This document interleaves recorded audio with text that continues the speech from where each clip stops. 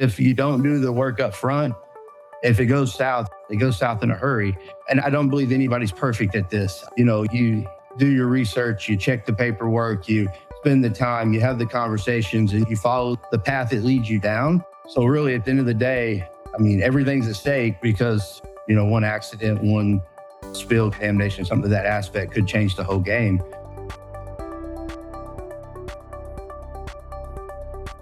Hi, welcome to Don't Get Played, a podcast from Cysiv. This show is for talent acquisition leaders and people managers who are tired of talking about trust in the abstract and want to talk about what it actually looks like when the stakes are real, when decisions have consequences, and when speed, risk, culture, and accountability collide. In safety-critical industries, trust isn't a value on a wall, it's a system. And when that system breaks, the impact is operational, legal, and reputational all at once. I'm Carlos Solorzano, Senior Director for Cysiv Driver IQ. And on this first episode, we're digging into what trust looks like on a deadline in the transportation industry, where people literally keep the world moving and where mistakes aren't theoretical. In this conversation, you'll hear from Mitch Ashby, Vice President of Talent Management at Andrews Logistics. Andrews moves liquid bulk and contract carriage freight across North America for customers who place a premium on both safety and service. For Mitch, hiring isn't about filling seats. It's about protecting people, freight, brand reputation, and the ability to deliver every single day. You'll also hear from Jared Alexander, Vice President at Cysiv Driver IQ. Jared works with transportation leaders across the country and brings a clear-eyed perspective on screening, risk, and why a clean background check is never the same thing as certainty. We get into the real decisions leaders make when hiring under pressure. We talk about where trust breaks quietly, why screening creates a false sense of safety, and how shortcuts and exceptions creep in. We'll also cover what it takes to hold the line on standards when speed and risk are pulling in opposite directions. So let's dig in, and together, find out how to not get played.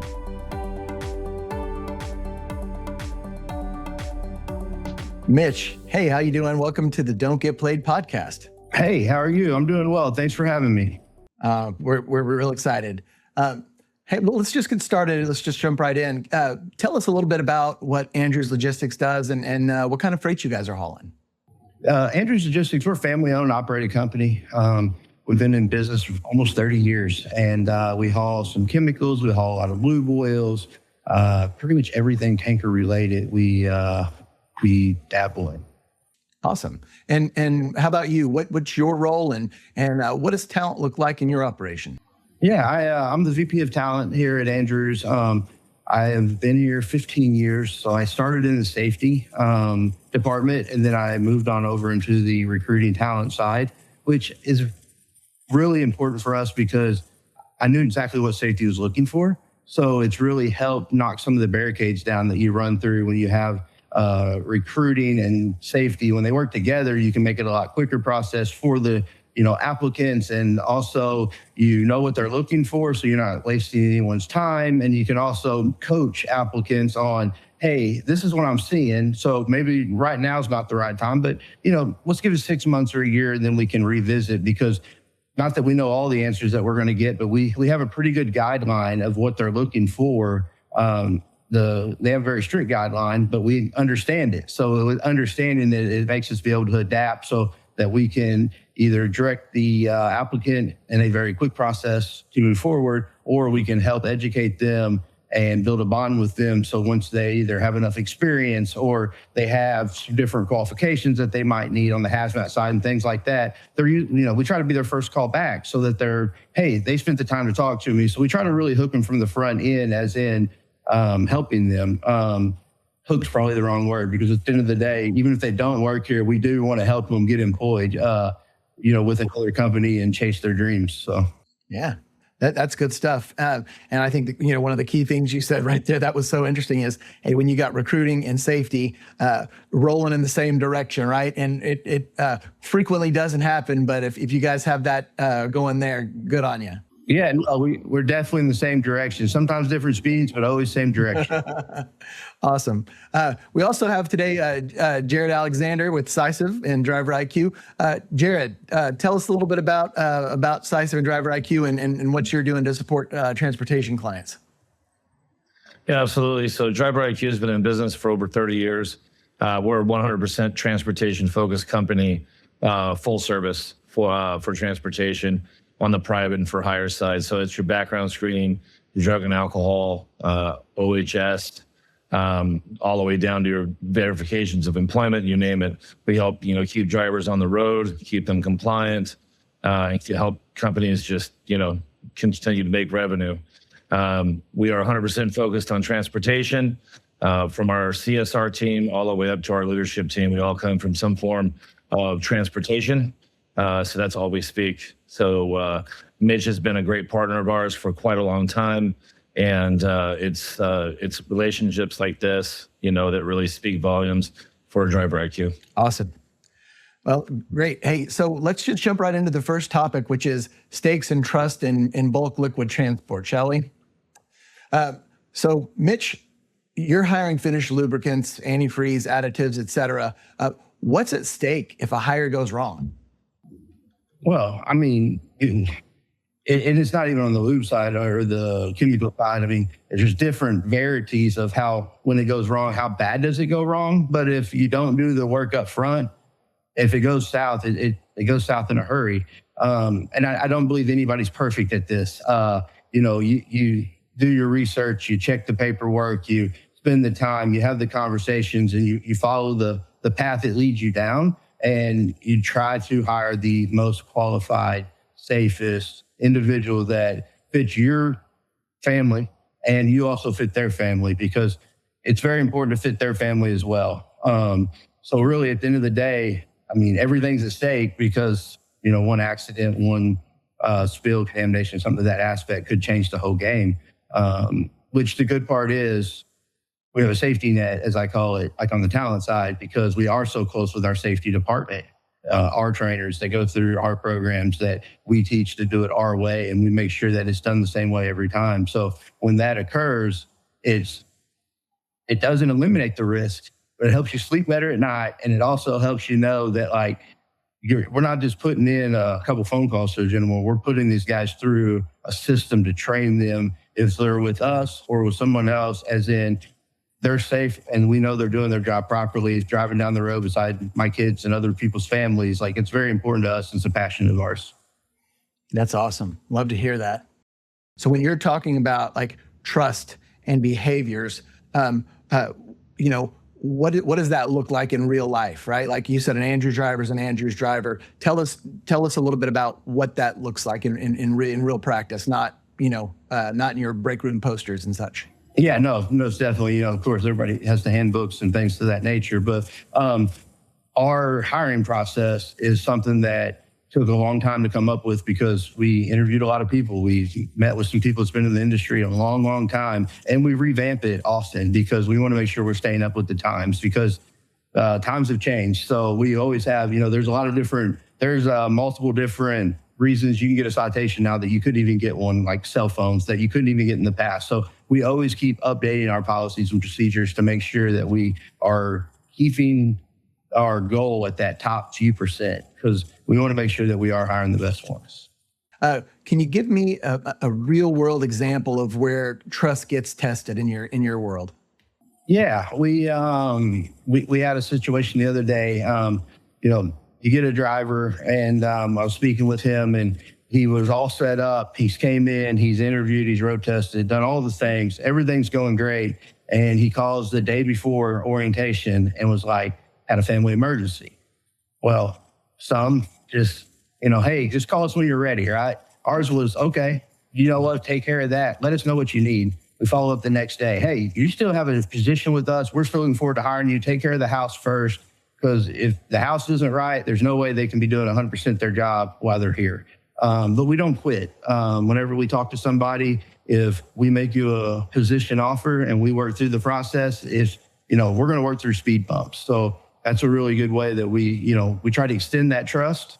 Now, granted, the trust can be broken on either side. Nobody's perfect, as you said earlier. There's no perfection. But we do try to work together. I think communication is the main way that we can keep trust, because even if it's not the best answer, if it's an honest answer, most people respect that. Yeah, absolutely. All right, Jared, your turn. So, man, we've listened to Mitch and some of the unique complexities of the type of stuff that they haul. That's pretty common for the trucking space, right? And the people that we work with every day at SISIV and Driver IQ. When you hear that level of operational risk, Jared, what do most non-transportation HR teams miss? Well, I mean, they're really missing the true type of people that they're hiring, right? When you're looking at a driver, there's so many different pieces that go into, that driver application, that physical, that drug test, that med cert. There's so many boxes to check that, it's not a traditional hire, right? And like as Mitch alluded to, you're trying to hire quality because they're a brand ambassador on the road, right? So if they see, an Andrews truck in a car accident, what are they going to remember? Andrews truck in a car accident. So, I mean, it's really important in the transportation industry, whether it's on private or the public side, really to make sure that quality drivers are being hired, but at the same time retaining them.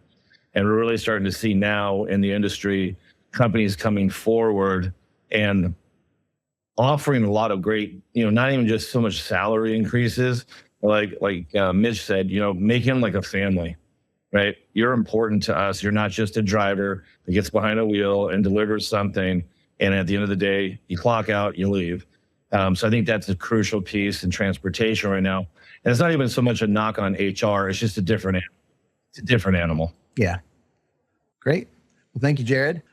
Let's jump into our second topic, if that's all right with everybody, which is hiring under pressure.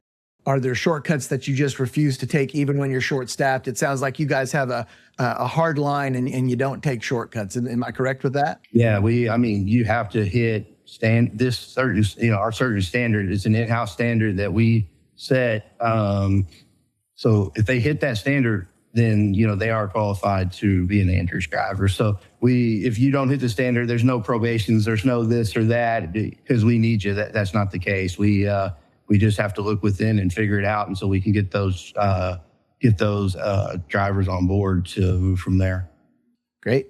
So okay, let's say you've got a driver that meets qualifications, and you're looking at bringing them on board. What are some variables that predict success at Andrews that you might not pick up on the resume, right? Yeah, there's a lot of that. So we actually have kind of a 3-tier process. So we, on the talent side, we make sure that we think safety would approve this application for, to move forward with it. Once they look at it, they say, yes, he meets our standard. But every driver that's hired here is hired by our terminal manager.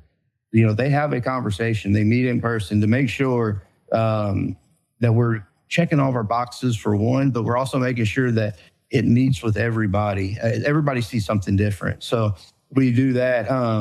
We're not successful 100% of the time. If we were, I'd probably be on a lot of these podcasts. But no, it's one of those situations where we just try to add layers of protection in that doesn't necessarily slow us down because we try to be very efficient when we do it, but it does add layers in to help us achieve our goal, which is retention. Got it. So where do companies accidentally break trust with their drivers without even realizing it, right? And it sounds like you guys are really intentional about setting expectations and managing those expectations and, maintaining your part of the equation. But you're a multi-generational trucker and your company's been in business a long time. And so I know you've interacted with organizations that might not be putting that sort of emphasis on it. So when you hear about companies breaking trust with drivers, where does that typically happen? Probably, I have a handful of those, to be honest with you, because I call them our pinch points. And I always say, hey, these not non-negotiable, but these are items that we have to pay attention to. Because if you tell somebody the truth, they're going to accept the truth. They might not love it. I mean, you can tell me a lot of things, and if it's truthful, I'm going to deal with it and figure it out. So I always tell them, the first thing we do is if we set a time up to call them, or we were going to call you back today, we call them back that day. Like that's a non-negotiable. If you can't do it, we have a team for a reason. They would rather talk to somebody on our team than nobody call them back. So that's a big one for us. Our second one is, I feel like a lot of people are, hey, I can get you in 4 days. I can get you in here because, that's a question you get asked a lot. Well, good part of us with us with Driver IQ, I can give you a really good point because Driver IQ is very consistent. They're very precise. They have models to tell you like this MVR usually takes this amount of time. So that team really supports our efforts because as we lay our timeline out in our first call, we know that they have our back as well. And then the second one is over hiring. I know it's going to sound totally crazy, but a lot of times it's like, hey, we've got all this freight, we got all these miles, we got all these things. Well, they're telling 20 people that a day. And next thing you know, they hit a hot streak and 18 of them come on board. And then they're like, oh man, I only had room for 6. So now you got a lot of guys that came on board that's not making the living they need to, or you're taking money out of your current drivers' pockets, which hurts your retention. So I think having a clear timeline and good partnership is where we go with that. So the first is us setting the expectations of the timeline. The second is our service teams like Driver IQ and our application processing system doing their part, because if they didn't, then they would make a liar out of it. So that would break trust. And then the other one is make sure you're not just cattle guarding them in. If it's, I always say, hey, look, I got this many spots and I've got this many coming in. So you're X on the list.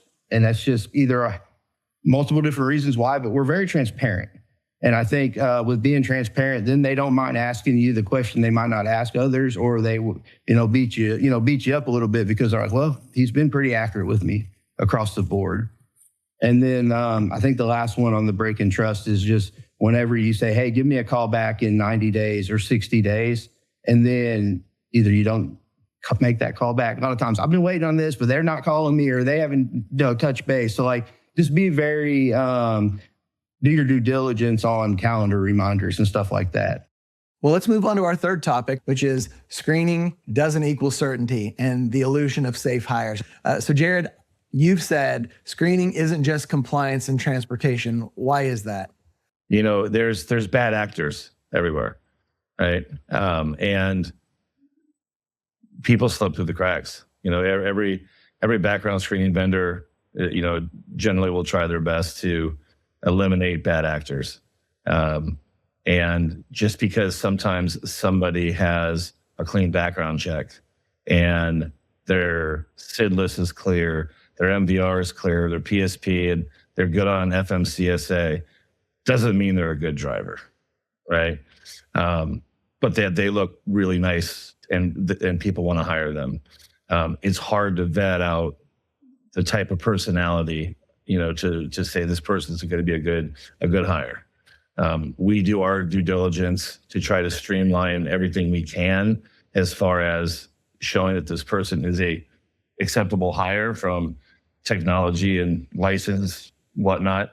But I think that unfortunately we see in our industry, people do come through the cracks and end up being costly. And that keeps everyone up at night. Got it. So next question for you, Jared. What can screening tell you with confidence and what can it never tell you? Confidence, it just kind of goes back to what I said before. I mean, with confidence, it's going to tell you when you look at it that this person has a good driving record. This person hasn't had infractions or failed roadside inspections. They have a valid driver's license. They've had their 3 years of DOT employment, right? It's checking the box. But again, it just goes back to what you can't validate if the person's a good person. So I mean that's something that's really unavoidable and hard to control. Got it.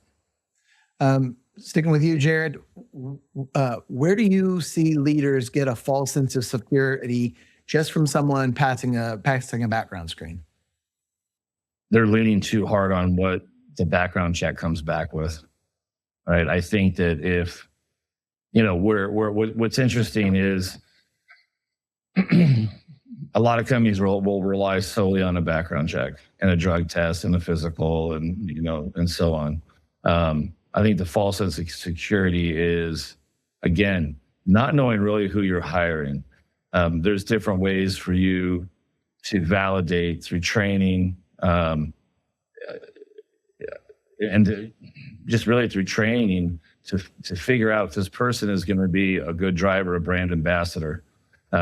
I talk to large companies every day and ask them what keeps them up at night. And it's just, we're just worried someone's going to do something stupid and it's going to cost us a ton of money. We're going to be on the front page of the news and it's going to kill it. It's going to hurt our brand. I think a lot of times leadership loses true understanding of what it really is, what's really important, and tries to get lean. So a lot of trucking companies, and it makes sense, right, are trying to watch their budgets, but at the same time, would you rather spend a little bit more money and have a very qualified background check and have a better idea of what that driver really looks like, or would you rather shortcut it and spend less for a very watered down background screen, just because it does check the box, to only hire someone that's going to end up costing you a lot more money in the long run? Got it.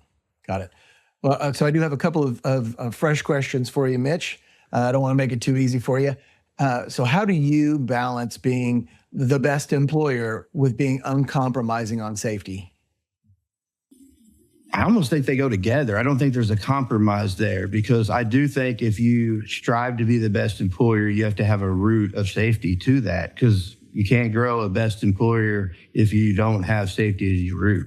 If that's not where you're starting to grow from, safety, to where you are today, I feel like they're one in the same hand. Now, I'm not saying that's the case everywhere, but that's kind of caught me off guard with the question, because I mean, we really see it that way, as in we have the safety first. And if it gets through that process, we're going to be the best employer, because we're hiring the best employees. We're hiring the best people out in the market. And you can never, as Jared said earlier, you can never predict human elements. You can't, human decisions. Everybody makes a bad decision, but there's a difference in a bad decision and the wrong overall hire. Absolutely. Good stuff. So what I want to do next is I want to throw out a specific scenario, right? And then I'll have some follow-up questions for each of you. So here's the scenario, right? You've got a great candidate, strong interview. You run some screens, raises a flag. Let's talk about what happens next. Let's start with Mitch. In a situation like that, right? You've talked to the driver. Man, they seem great. Everything was good. Something pops back on one of your DIQ reports. Who at your organization has the final call at Andrews? Hey, that's kind of a tricky question, because we also lead on each other's strengths. So if it's a non-negotiable, then it's a non-negotiable at that point. So we have to, have the conversation. We have to explain, I can explain the situation so we don't run into it again, or they don't run into it with another carrier, and then go from there. But if it's not a non-negotiable and there's a red flag comes up, then we're going to figure out where that red flag fits into our organization, and then kind of talk with each other. I mean, we have to have open doors, because at the end of the day, we all support the effort, and we could all tear down the effort if we don't. So it really depends on the situation on that. We have multiple people that can in the process, if that makes sense, because we do want to empower our people. So, on this, one of these flags pops up, right? What are some situations where the flag is a hard no, right? And you cut bait versus there's a flag, but it's not a hard no, and we want to flush it out a little bit more before we make a go, no go decision? Yeah, I mean, kind of one of the easiest ones is whenever we get our SIDLIS back from Driver IQ, sometimes it says not found. Well, they might have their name on the application with their middle name put with their last name or something to that aspect. So that's a soft red flag, if that makes sense, because then we get a hold of them. We have a picture of their license. We talk to them. We have them fix it. We rerun it. And if it comes back good and that matches, then we move forward. It's not a committee deal, or a one person has to determine that. Now, if it comes back that the driver has multiple accidents on, one of the employment verifications, then at that point if it's with outside of our point system, then at that point it'd be a hard no. And we would, and that's where I always tell our team that, hey guys, do me a favor. Don't just cut bait and run, because the more time you spend with him, now within reason with that driver, but the more time you spend with that driver and educate them too. So maybe on their next application they fill out for you or someone else, they put everything on there that they can, so they know what true shot they have at the position. And also that goes a long way of like, I wasn't able to get on there, but they did help me, because nobody else either called me back or nobody else followed up or said, hey, this is probably what's holding you up. They just ran to the next one. So, but if you do it the proper way that we try to do it is, well, he tells his buddy, hey, I didn't get on because of X, Y, and Z. Who knows what they tell him? But you know what? They did educate me. Well, then he's like, hey, why don't I call him? And then maybe if I get on, great. Or if that they're willing to work with me. So we just try to show them that, hey, we're here to work with you, even if we can't hire you. We have a lot of them call back, or like we'll have somebody call that, doesn't have the correct endorsement, like apply. And then as we find that, like, hey, as soon as they get it, they're, blowing us up or shooting us a text or whatever. Hey, I got it now. I'm very excited. Is there still an open position? And then, we kind of start the process over with them. But it's one of those that we try to build upon conversations. Because you don't always hire somebody the first time they apply or the first time you meet them. Sometimes it's, a year or two down the road. Yeah, relationships, they matter for sure. So in this situation, a flag's popped up and you've given it some additional context and fleshed it out a little bit more, and you decide you're going to move forward with a candidate.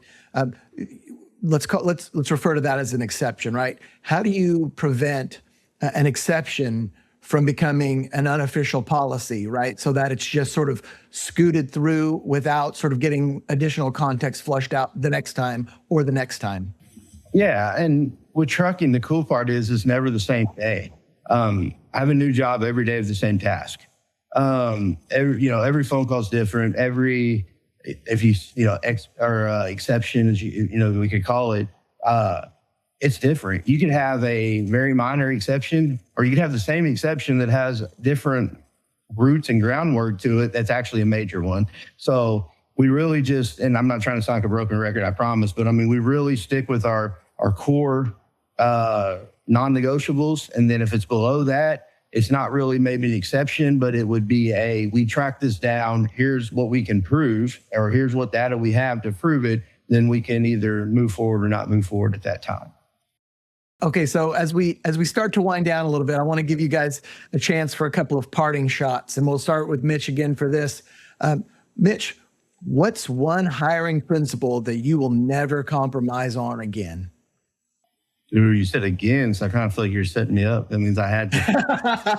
Or, what's one tough lesson that you've learned, a mistake you've made that you won't ever repeat, right? Yeah, no, and I have it for you. And it's one of I stand on the hill, there's not many hills I'll stand and die on, if that makes sense. But this is one of them, you get the phone call and you run the individual, and everything does look good. Well, they've got to start tomorrow. I'm not saying you start them tomorrow, but it's like you start putting yourself, even if you don't try, you start putting yourself in a faster pace. And you start, I shaved off a day. Well, there's a reason you shouldn't shave off that day. There's a reason that you have a process in place that is very thorough, because if you shave off that day, there's a reason they're rushing to come to work. Now, it could be a total honest reason of, I just need to get to work, or it could be, I had a crash last week. I'm just trying to get in before it goes through, but I'm saying there's a lot of them too. So I think early on, doing some of it was like, hey, if they're ready fast, I'm ready fast, hey, I can run as fast as you can run.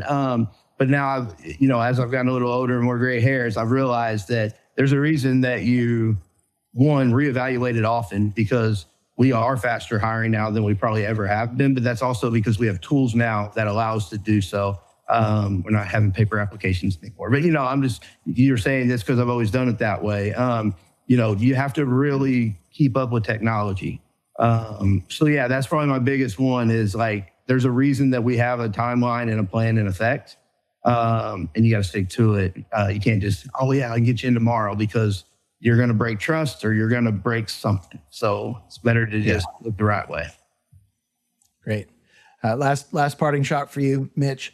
With Andrews Logistics, what's one thing that you all do that really lets your drivers know that when it comes to security, y'all are standing on business, right? Like you mean what you say.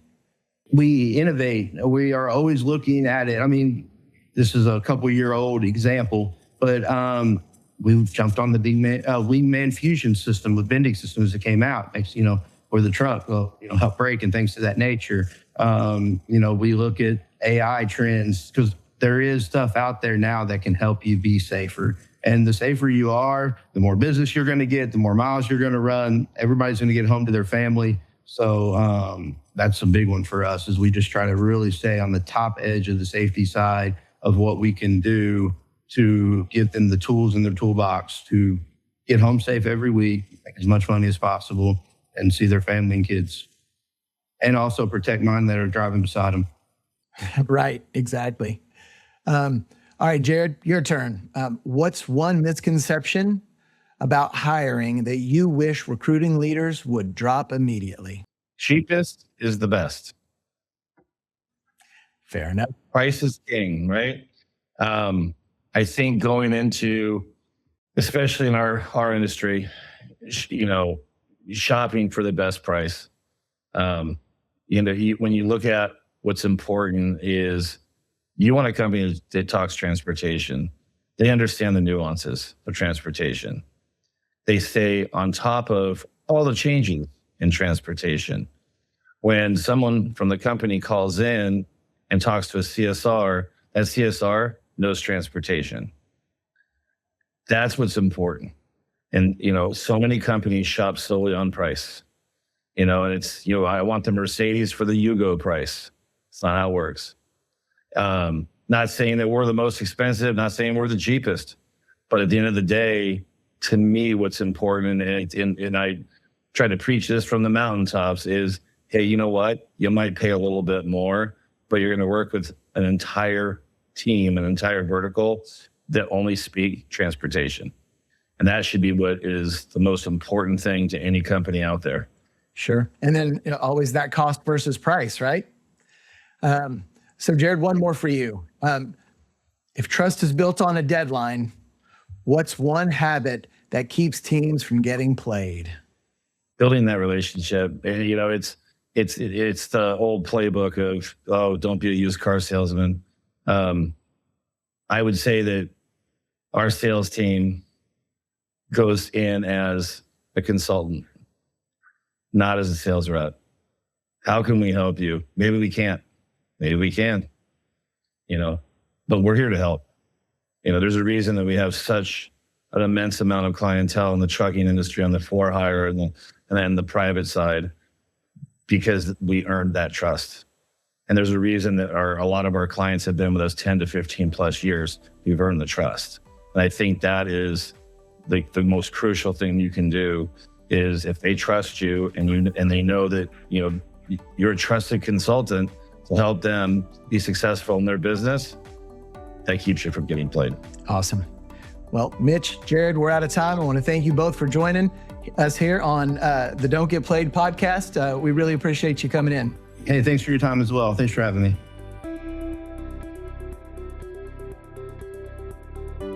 That's today's conversation. If there are a couple of things to take away from this episode, it's this. First, trust in high-risk environments is built through systems and standards, not speed and shortcuts. And second, judgment still matters.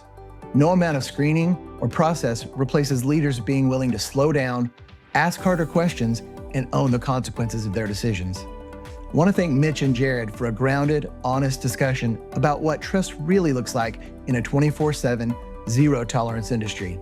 Thanks for tuning in to Don't Get Played, a podcast from Sisiv for talent acquisition professionals and people leaders navigating the messier reality of trust at work. Who gets it? Who abuses it? And how leaders must rethink culture in today's workplace. You can find Don't Get Played wherever you get your podcasts, including Apple, Spotify, and YouTube. If you enjoyed this episode, follow the show, leave us a review, or share it with a colleague who's making tough hiring decisions under pressure. We'll see you next time.